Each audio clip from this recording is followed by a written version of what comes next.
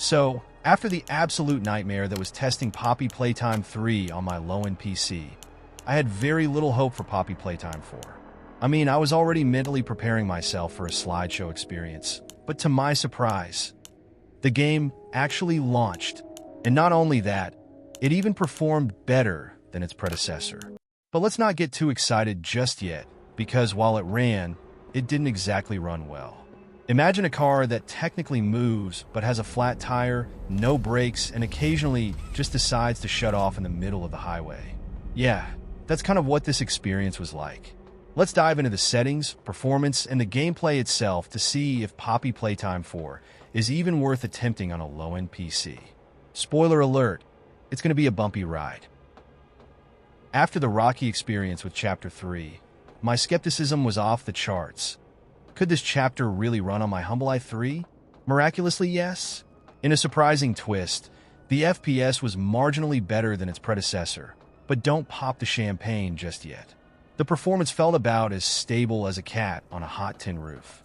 In rooms cluttered with objects, my screen was blessed with a measly 10 FPS, but in emptier scenes, it'd claw its way up to around 30 FPS. When the frame rate decided to drop, the game stuttered like an over-enthusiastic TikTok dancer, throwing off the whole atmosphere.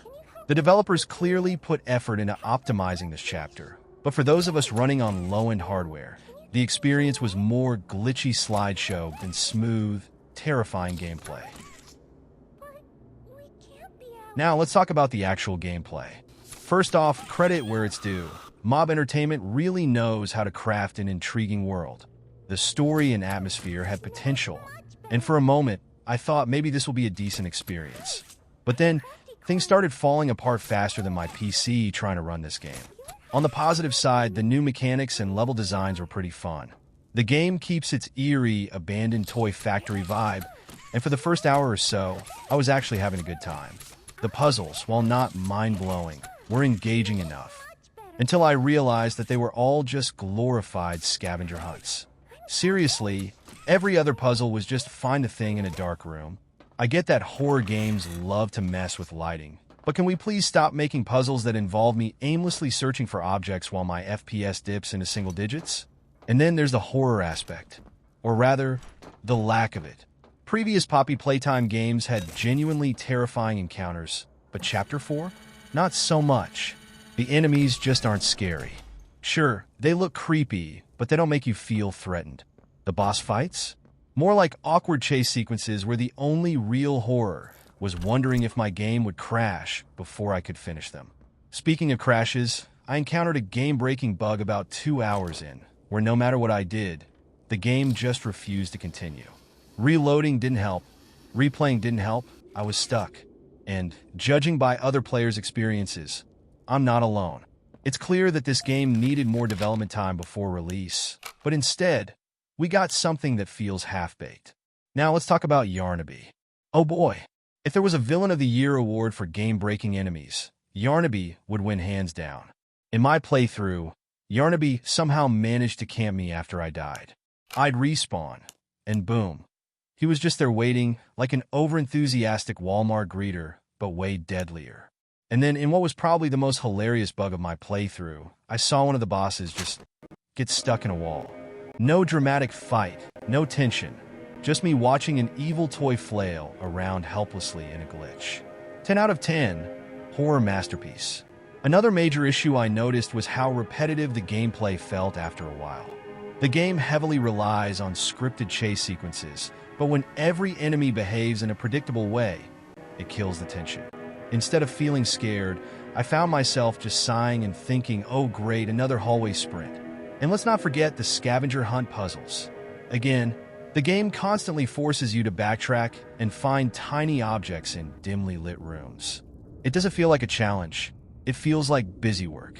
Even when things were working as intended, some encounters just felt poorly designed. The final boss, for instance, was laughably easy. Instead of feeling like a climactic showdown, it was more of a shooting gallery with extra steps.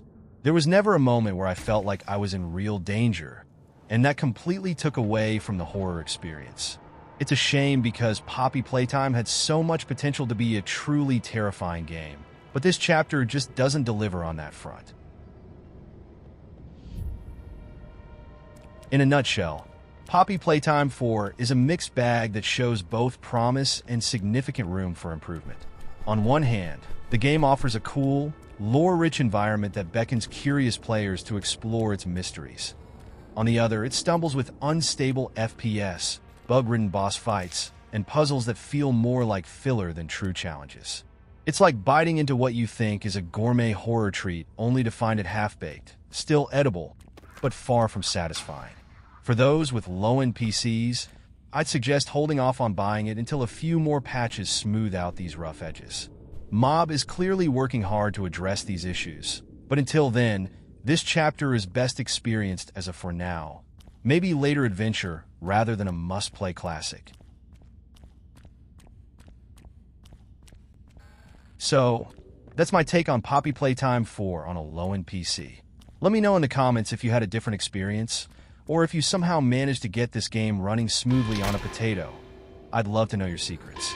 And if you enjoyed this review, don't forget to like, subscribe, and hit that bell icon so you don't miss out on my next adventure into making my PC suffer.